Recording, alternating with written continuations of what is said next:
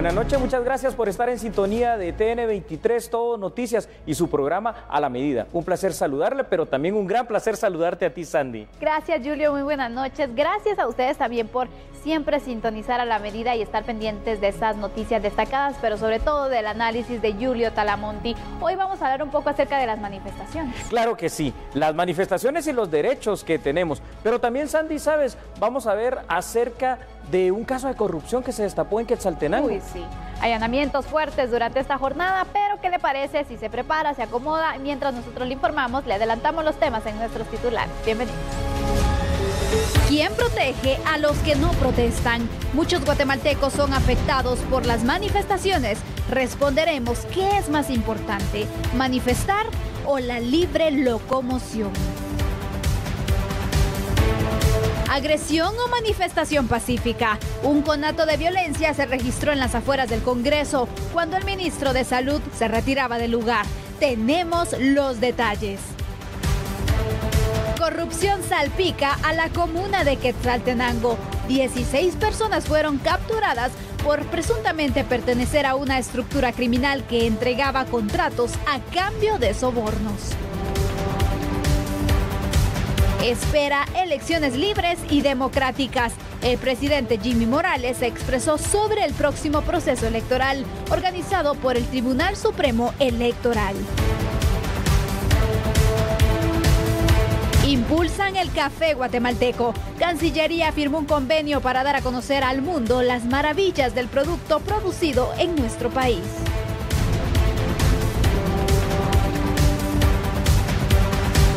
Recuerdan el fatídico día. Miles de estadounidenses y funcionarios conmemoraron a las víctimas del ataque terrorista contra las Torres Gemelas.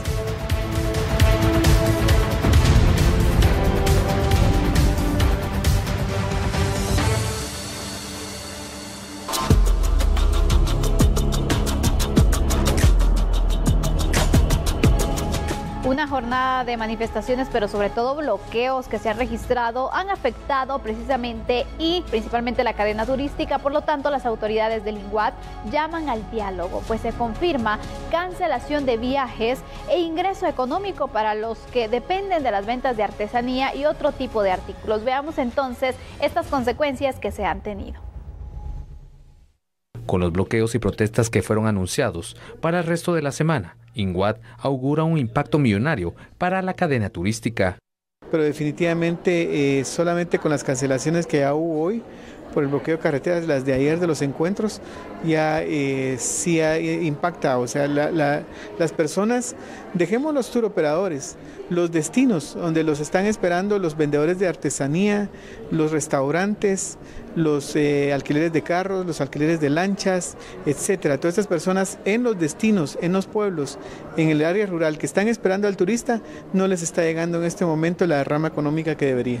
Cada turista gasta en promedio entre 30 a 50 dólares diarios, lo que representa una pérdida para comerciantes y vendedores de artesanías. El turista gasta en promedio en Guatemala alrededor de 120 dólares y de esos también hay una parte que va para hospedaje. Yo le diría que por lo menos deben haber alrededor de 30 a 50 dólares que están dejando como derrama económica del día a las poblaciones que llegan. Y si se quedan y pernoctan, todavía más. Sin embargo, director, hay una acción legal de la CC que garantiza ese tipo de protestas a pesar de las recomendaciones que Sí, definitivamente no. Si la CC lo está avalando, pues son temas legales a los que no tengo yo el conocimiento, pero sí le puedo decir de que este tipo de actitudes o acciones, de hecho, más bien dicho, sí perjudican el turismo. Y es que diferentes organizaciones sociales y estudiantes de la Universidad de San Carlos de Guatemala protestaron frente al Palacio Legislativo, interrumpiendo la salida de los diputados y otros funcionarios públicos. La jornada inició marcada por una serie de manifestaciones y bloqueos que paralizaron por completo la ruta interamericana. Líderes comunitarios de los 48 cantones de Totonicapán convocaron a una manifestación para las 6 horas de este martes y la cumplieron. Cerca de 6,000 personas se dieron cita al lugar conocido como la Cumbre de Alaska, a la altura del kilómetro 170 de la ruta interamericana, para bloquear por completo en ambos carriles la circulación de vehículos.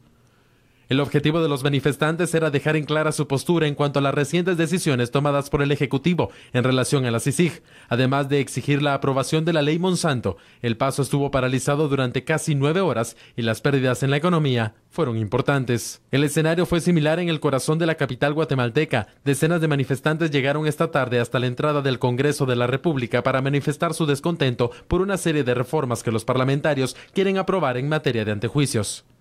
Ante el anuncio de la movilización, se ordenó el despliegue de personal de seguridad en la entrada del Palacio Legislativo y en los alrededores, para cuando la manifestación pacífica se enfiló sobre la 9ª Avenida y 8ª Calle de la Zona 1, la sorpresa fue para los manifestantes, quienes indicaron que la movilización de los policías era innecesaria, sin imaginar que minutos más tarde sería determinante para mantener el control de la situación.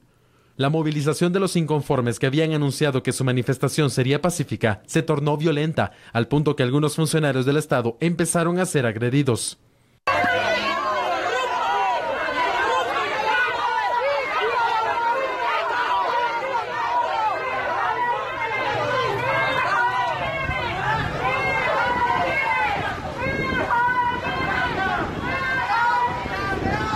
El abuso era verbal y físico. Los esquemas de seguridad asignados a cada funcionario hicieron lo posible por evitar que alguien resultara herido. A ver, partamos de una base.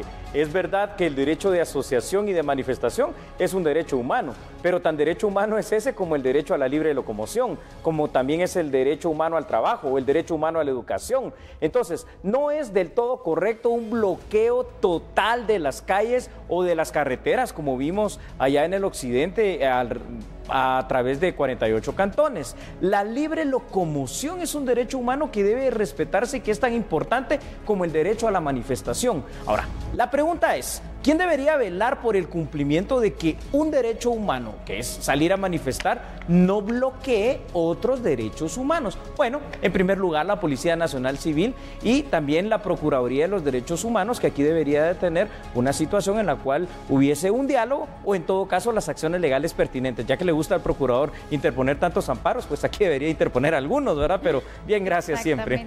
Mira, a mí hay dos frases que me encantan y que bien se pueden acoplar aquí. Dime, una Sandy. es la siguiente, que dice el respeto al derecho ajeno es la paz, y Así otro es. tus derechos llegan hasta donde empiezan los míos. Si Correcto. entendiéramos esa parte, yo creo que la conflictividad también sería menor en el país, pero Sí. Cuando nos conviene entonces exigimos los derechos aunque afectemos a otros, como en el caso de los bloqueos. Esa es la situación. Mira, y lo has dicho con las palabras técnicas correctas. Gracias, Sandy. Es que una cosa es manifestar Claro, y todos nadie tenemos está el derecho. diciendo, ¿verdad? Ni nos podemos oponer a que manifiesten, es un derecho humano. Así es. Pero cuando la manifestación se traduce en un bloqueo, entonces estás no solo manifestando, sino que estás afectando a otros guatemaltecos. No les estás dando la libre circulación, no llegan al trabajo, no llegan al colegio, pierden tal vez su cita en los médicos, pierden inclusive el trabajo y la economía se viene abajo durante esas horas de bloqueo. Esa situación es la que no está bien. Por ejemplo, ¿qué costaría, dime Sandy, que en lugar de bloquear completamente una ruta, como la ruta interamericana, utilizaran un carril para ponerse a manifestar, pero dejaran libre una vía? Exactamente. ¿No sería lo mismo válido? Por supuesto que sí. Pero imagínate, aquí por ejemplo en la ruta A interamericana ver. hoy se dio un caso donde Sí. una persona iba a trasladar mercadería en un camión, Correcto. no podía pasar, intentó incluso pasar por la orillita, si lo queremos ver Sí. desde ese punto, pero la carretera no estaba tan buena y volcó. Imagina. Perdió mercadería, daños al automotor, el piloto resultó herido y todo por esa medida desesperada porque tenía que entregar la mercadería. Y yo te pregunto, ¿quién le va a pagar a él los gastos? Nadie, absolutamente nadie. Esto es lo más triste. Entonces, de él está no solo la pérdida de tiempo, que era lo que iba a perder, perdió la mercadería y seguramente la compostura del camión, por lo que dices que volcó, si es que Más sus eventualmente... heridas, imagínate. Más las heridas, el susto y todo lo que está pasando, las deudas seguramente que esto le va a traer o acarrear, o los gastos imprevistos e innecesarios. Ahí es donde está la situación. Yo sigo poniendo como ejemplo lo que vi en Argentina. Fíjate que en Argentina son bien peculiares para manifestar. Está aquí en la calle, se pone el semáforo en rojo y sale el grupo de manifestantes y entonces sí con sus pancartas y con sus consignas lo dicen a los vehículos que paran. Pero una vez el semáforo cambia y se pone verde, se quitan para dejar seguir a las personas. Por ahí deberíamos de ir nosotros, pero acá no. Inclusive, ¿sabes qué pasa, Sandy? Y vamos a pedir al equipo de A la Medida que nos pueda apoyar también con otro material que tenemos preparado para ustedes. Las manifestaciones a veces se vuelven o se tornan violentas y eso es lo terrible. Los líderes de estos grupos, ya sea sindicales, estudiantiles o de manifestantes, deben de tener mucho más cuidado y una mayor responsabilidad en controlar lo que se hace y cómo se hace. Se debe intentar causar el menor impacto posible, como tú decías, respetando el derecho ajeno, ¿verdad, Sandy? Y al menos se debería pensar en dejar un carril libre.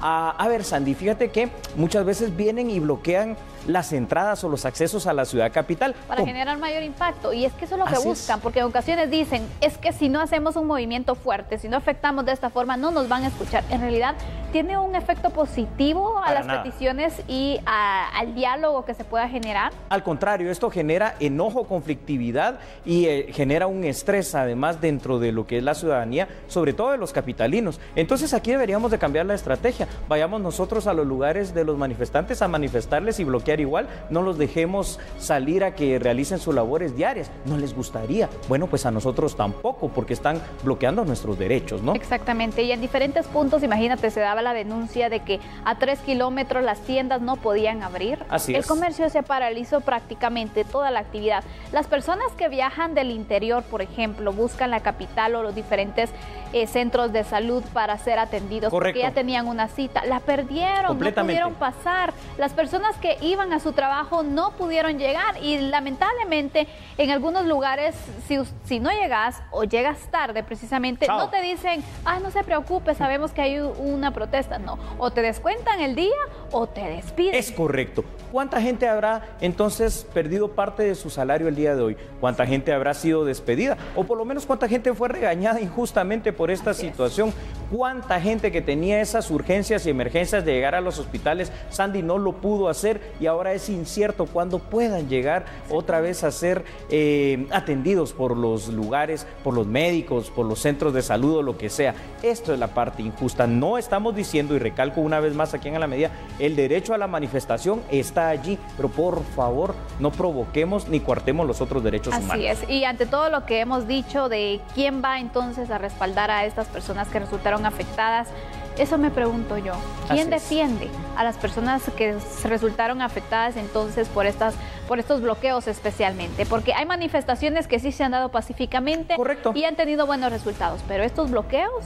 Exacto. ¿Quién nos defiende en realidad? Nadie nos defiende. Muy bien, buena pregunta. Es que una cosa es la manifestación y otra cosa es el bloqueo. Inclusive a veces aquí cuando entran, por ejemplo, por una de las arterias principales, que por cierto es peatonal, porque ni siquiera es para circular, la Sexta Avenida.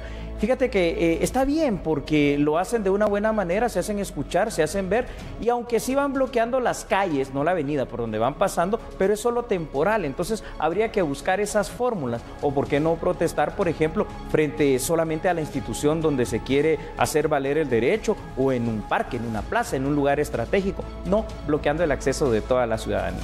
Efectivamente, no comprendemos que en realidad nosotros somos los que nos estamos perjudicando y al final el país es el que se paraliza, y al final las soluciones, ¿qué vemos entonces? Nada, eso es lo malo. Al final de cuentas no para en nada, termina en violencia. Termina en eso que dijimos, los despidos, el impacto económico, Sandy. Y otra cosa, y lo decía el INGUAT en esta jornada, y con esto concluimos, la imagen que damos hacia el exterior, muy mala, y no solo necesitamos que venga el turista, y de esa manera, por supuesto que no van a querer venir. Sandy, creo que le ponemos por el momento un punto y final a este tema. Vamos a tratar también este tema desde otra perspectiva, pero cuando regresemos de la pausa, así que por favor continúe con nosotros. Somos A la Medida.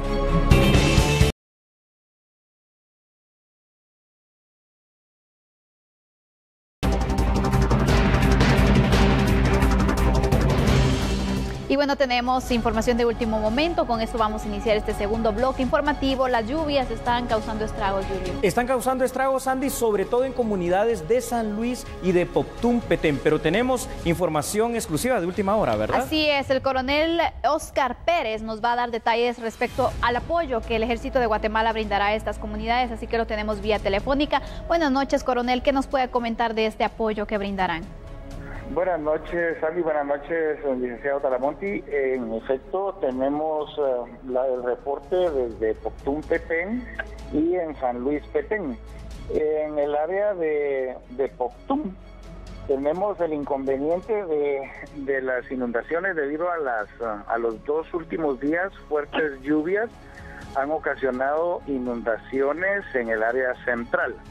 Allí, técnicos de la Coordinadora Municipal para la Reducción de Desastres, con el apoyo de la Brigada de Fuerzas Especiales, están brindando ya el apoyo necesario para evacuar al menos a 6 familias.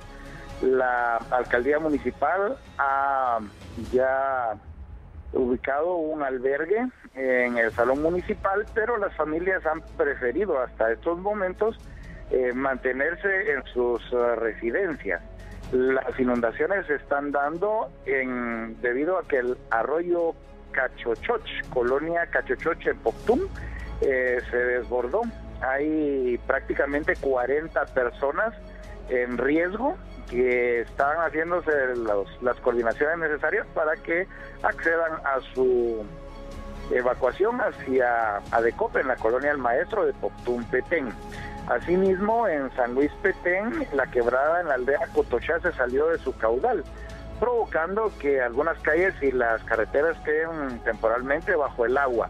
Allí la acción pronta del personal militar del destacamento perteneciente a la Primera Brigada de Infantería es quien está brindando el apoyo para que los habitantes que se ubican en el casco urbano de San Luis puedan ser reubicadas en el Coliseo Municipal, debido a que el río Betel se desbordó también debido a las fuertes lluvias.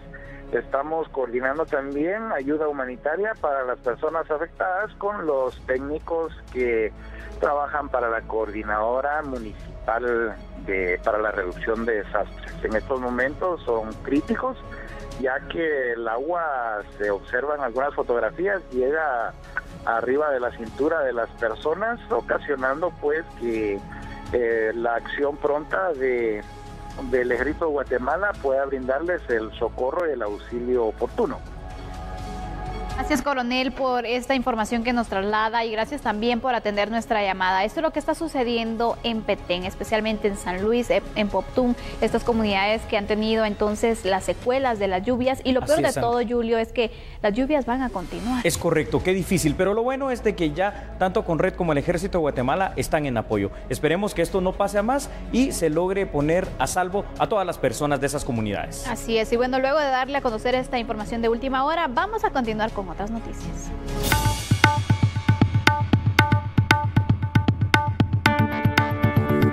Bueno, vamos a hablar entonces y retomar el tema de las manifestaciones, de los bloqueos. Resulta que quien resultó afectado precisamente durante las manifestaciones en frente del organismo legislativo fue el jefe de la cartera de salud, el ministro Carlos Soto Menegaso. ¿Qué pasó con él? Aquí le tenemos todos los detalles.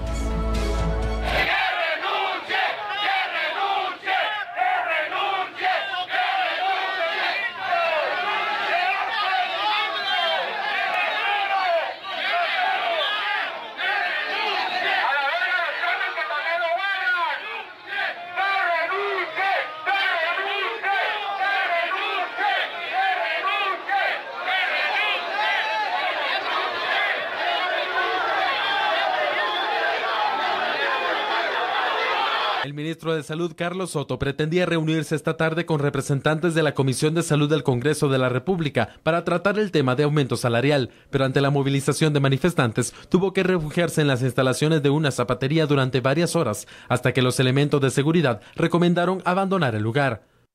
Prueba de eso es que hasta que se le bajó la presión y se aplastó ahí porque no aguantó estar parado. Ahora pensemos, toda la gente que ha buscado ayuda en los hospitales y que se ha llegado a morir porque no hay medicamentos, ahí le bajó la presión al desgraciado de ver ya el movimiento de nosotros. Y esto es el inicio de lo que viene para la caída de todos estos corruptos en Guatemala, porque Guatemala ya la población ya se cansó. Más tarde, el Ministerio de Salud y Asistencia Social emitió un comunicado. El Ministerio de Salud Pública y Asistencia Social condena y rechaza los actos de violencia de los que fue objeto el titular de la cartera de salud, Dr. Carlos Enrique Soto Menegazzo, ocasionados por personas agresivas que manifestaban su descontento en las afueras del Congreso de la República. El ministro de Salud fue agredido física y verbalmente al salir de una reunión de trabajo, donde presentó una propuesta de mejoras salariales para los profesionales del sector salud. Se rechaza cualquier acto de violencia instado por personas que alteran el orden público en contra de las personas que están trabajando por mejorar el sistema de salud del país. Bueno, y recién lo analizábamos con usted en casa y con la licenciada Sandy Monroy en el bloque anterior. Es que, ay Dios, estas manifestaciones en Guatemala. El ministro de Salud se presentó al Congreso para negociar las mejoras salariales a favor de los profesionales de la salud, lo cual es bastante bueno. Pero pareciera ser una manifestación pacífica la que había fuera del Congreso, sin embargo, se dieron con actos de violencia bastante fuertes. Según el Ministerio de Salud Pública, a través de su comunicado, hubieron agresiones físicas, agresiones verbales, y el ministro de Salud tuvo que refugiarse, como ustedes vieron en las imágenes de A la Medida, en una zapatería por espacio de más de 30 minutos ante la situación enardecida de la turba de manifestantes. Ojo, y aquí es lo que estábamos hablando, ¿verdad, Sandy? Es decir, sí. Vamos a ver, si le estaban diciendo y agrediendo verbal y físicamente al ministro por las cuestiones que sabemos en cuanto a defender, digamos, al gremio de los médicos, pero bueno, y él no se encontraba en el Congreso precisamente para pedir más presupuesto para poder aumentarle a los médicos. Es que pareciera ser que si tú haces, está mal, y si no haces, también lo está. Yo no entiendo, pero el respeto creo que se ha perdido, ¿no? Así es, definitivamente. Pero hay que ver algo, Julio. Eran varias las personas que estaban manifestando, pero fue un grupo menor el que estaba precisamente protagonizando estas agresiones, tanto verbales como físicamente, en contra del ministro. Y aquí nos preguntamos, ¿en realidad esas personas eran médicos, eran personas que están buscando? Porque yo miraba a algunas personas ahí que me pregunto, ¿qué estaban haciendo? ¿Qué estaban haciendo y por qué están de esta manera actuando? Médicos no parecen. Además, hemos visto las manifestaciones de los médicos siempre identificados con sus batas. Bravo, tú lo has dicho, muy pacíficas, muy tranquilos, obviamente muy ordenados. También se ha dicho mucho acerca de estudiantes de Universidad de San Carlos, pero ojo, los que estaban ahí en ese momento necesariamente no parecen estudiantes de la Universidad de San Carlos, más bien parecen personas ya bastante mayores, bastante agresivas, bastante irrespetuosas. Sea como sea, independientemente que sean A, B o se dediquen a lo que sea, no es la forma, ¿verdad, Sandy? De poder dirigirse, de poder pedir, porque si ellos están demandando algo, lo tienen que hacer también con respeto.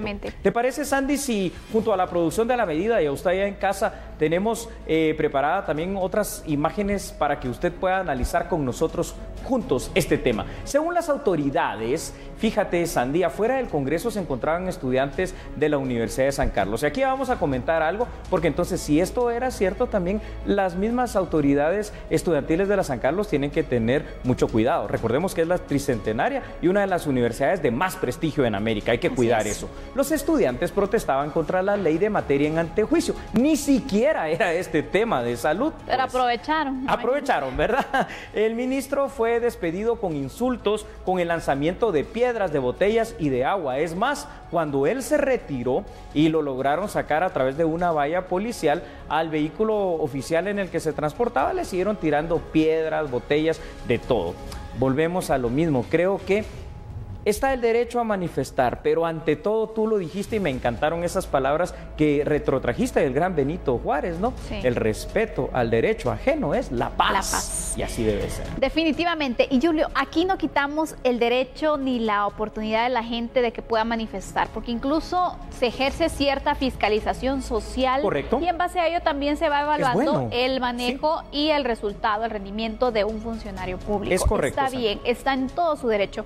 Pero ¿hasta qué punto punto llegamos a la violencia y ya nos vamos saliendo un poco de la cordura, vamos complicando las cosas y recordemos que la violencia es un delito. La violencia no solo es un delito. La agresión especialmente, imagínate. Es correcto, puede derivar en hechos delictivos definitivamente, pero también cuando aplicamos la violencia lo que vamos a generar es más violencia. Claro. Porque toda acción obviamente tiene una reacción y la reacción va a ser igual de fuerte. Imagínate, ahí habían varios funcionarios de la Policía Nacional Civil. Sí. ¿Qué tal si hubieran respondido ellos de la misma manera violenta, tirando gases o pegándoles con el batón que cargan? Esto se hubiera transformado en un espectáculo bastante bochornoso. Afortunadamente la Fuerza de Seguridad Policial se comportó también a la altura. Pero el llamado está entonces, Sandy, para ir concluyendo este tema a los guatemaltecos, ¿verdad? Es decir, reiteramos una vez más aquí en A la Medida, el derecho a la manifestación es un derecho humano y hay que ejercerlo, pero hay que ejercerlo con responsabilidad, con seriedad y con respeto.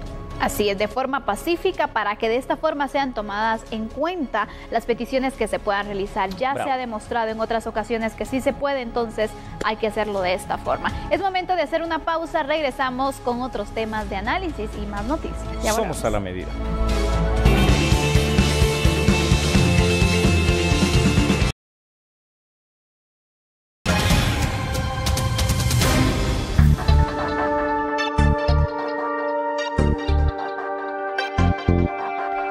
Continuar con nosotros, hablemos de las diligencias que se llevaron a cabo hoy por agentes de la Policía Nacional Civil y peritos del Ministerio Público. 33 allanamientos realizados, de estos 29 fueron en Quetzaltenango, 3 en la ciudad capital y 1 en Zacatepeques.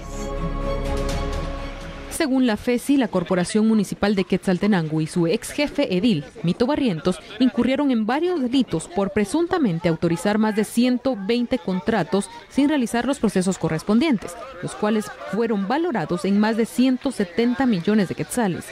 La investigación consiste en el desarrollo de las actividades de la administración municipal de los periodos 2004-2008, 2008-2012 y 2012-2016. Cuando fungía como alcalde municipal de aquella municipalidad, Jorge Rolando Barrientos Pellecer, y está relacionada con el otorgamiento de por lo menos 122 contrataciones que sumaron alrededor de 73 millones de quetzales, y cuya adjudicación tuvo como contrapartida comisiones ilícitas que rondaron los 25 millones de quetzales.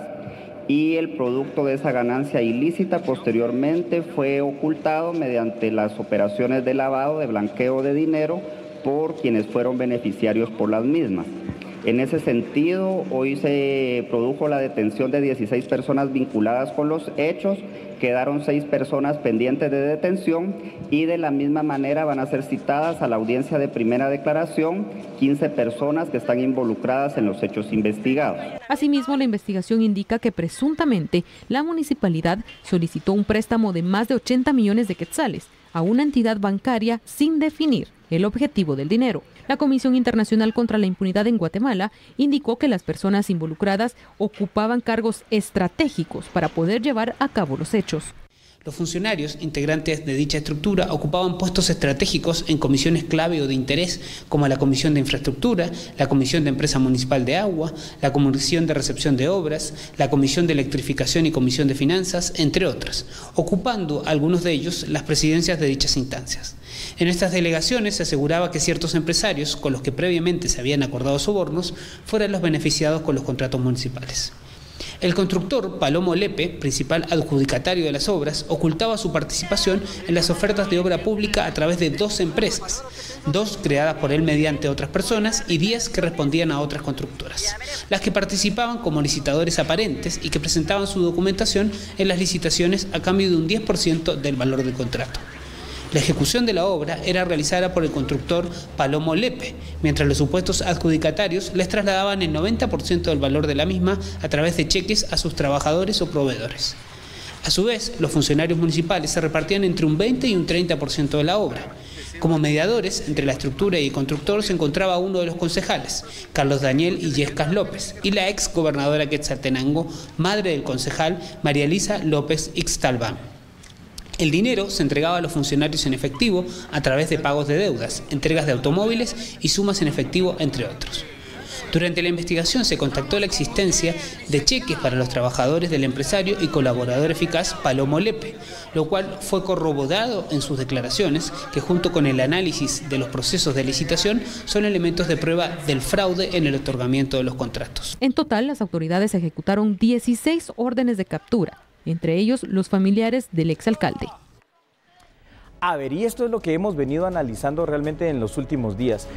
Muchas personas pensaban que sin Iván Velázquez ya no se iba a combatir la corrupción. Aquí estamos demostrando que la CICIG no es solo Iván Velázquez, se está combatiendo la corrupción. Fueron realizadas 33 diligencias de allanamiento lideradas por la Fiscalía Especial contra la Impunidad, FESI, guatemalteca, 29 efectuadas en Quetzaltenango, 3 en Guatemala y 1 en Zacatepeques. Detenidas 16 personas, ojo, entre ellas el exalcalde de Quetzaltenango, Jorge Barrientos, 3 veces alcalde de esa ciudad, su esposa, su hija, su yerno, además de otras personas. Las capturas se dieron en seguimiento a unas investigaciones por un posible caso de corrupción en la municipalidad altense. Según las investigaciones efectuadas por el Ministerio Público, Jorge Barrientos es el líder de una estructura criminal conformada, imagínense ustedes y tú, Sandy, por concejales, por síndicos, por particulares, identificados como el grupo de amigos del alcalde.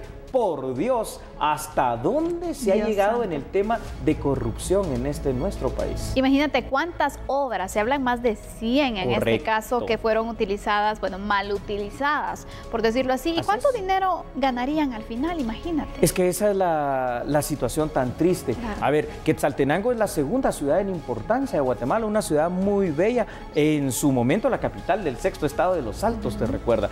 Y 3 veces como alcalde municipal de esa bella ciudad, esta estructura criminal liderada por el exalcalde Barrientos, pues entonces estaba de alguna forma desfalcando el dinero de los guatemaltecos en general, pero particularmente de los quetzaltecos. Ahora, esto me parece muy importante porque estamos viendo que esas capacidades de nuestra institución, en este caso el Ministerio Público, aquí están. Exactamente. ¿Verdad? Y es que eso es lo que hablábamos, darle un poco de confianza, ese voto a las instituciones públicas como el Ministerio Público. Y aquí tenemos precisamente uno de esos resultados, donde podemos ver que sí funciona la investigación, que sí puede funcionar, entonces la CICIG como está en este momento, y definitivamente los procesos tienen que seguir. Es correcto, Sandy, y nosotros los guatemaltecos tenemos que combatir esto.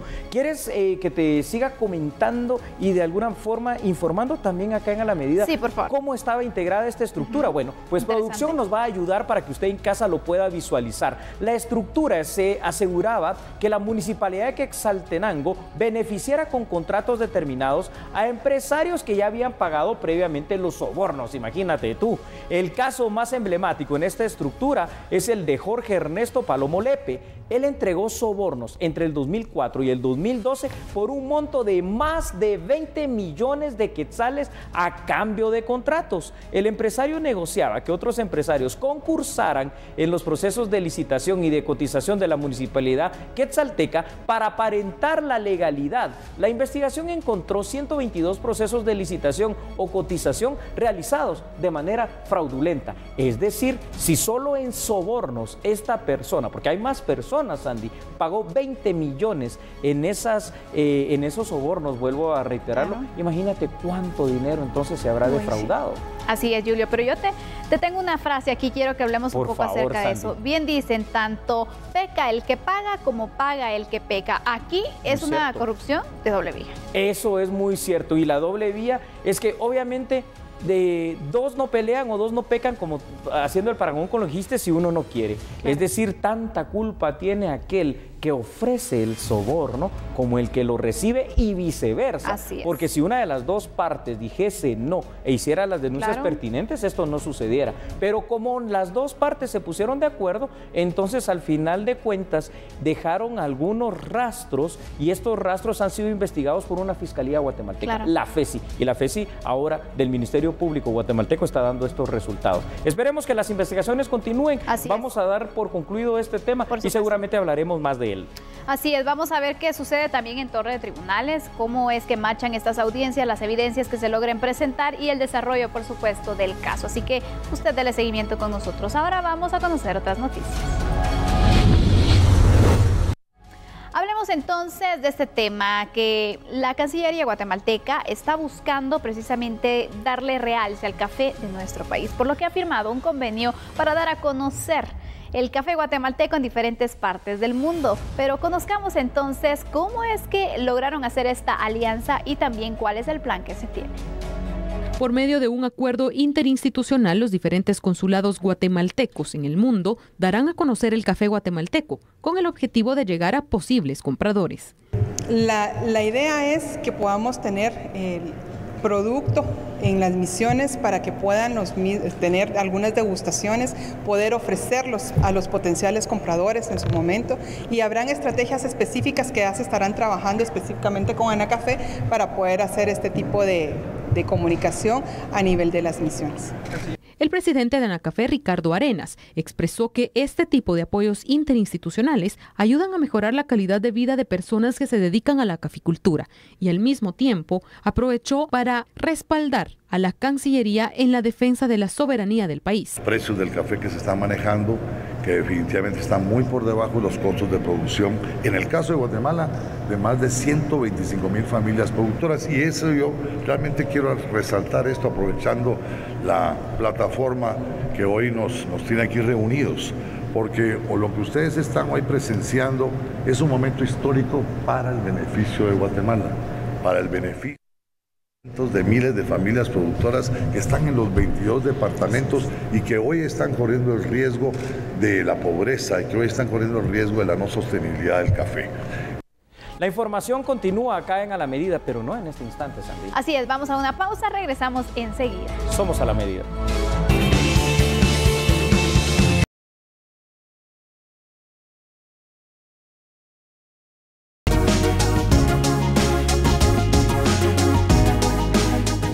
Bueno, para finalizar con este bloque, vamos a hablar acerca del presidente de la República, Jimmy Morales. Él espera que las elecciones sean libres y democráticas en el próximo proceso electoral, así que veamos los detalles.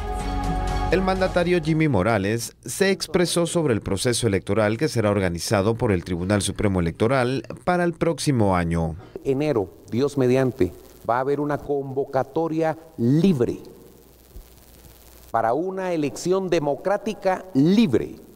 Y le vuelvo a decir al Tribunal Supremo Electoral que no se quede de brazos cruzados como sí se quedó en la consulta popular.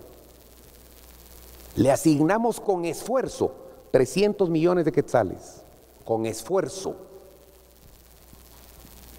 Y de ahí nosotros, el Ejecutivo, tuvimos que agarrar la misión de hacer de esa consulta popular un éxito, porque no tenemos tiempo de andar viendo quién tiene la culpa de que las cosas no se hagan.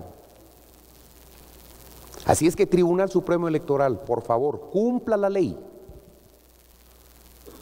cumpla de acuerdo a derecho y haga las cosas bien. Recuérdese que usted es un Tribunal Supremo Electoral, independiente. Y así tienen que ser las cosas. El presidente también se refirió al tema de la soberanía nacional. De celebrar nuestro 197 aniversario de independencia, le pido a toda la población que por sobre todo mantengamos la paz, el civismo. No politicemos lo que no es política. La política, ejecútese al 100%. Pero no politicemos lo que no es política. No judicialicemos lo que no es judicial. Y como siempre, mi deber y mi deseo intacto de servir a mi patria. La Comisión del Congreso de la República encargada de fiscalizar la compra de un edificio por parte del Ministerio Público en el año 2017 realizó el cronograma de actividades. Veamos la información acá en A la Medida.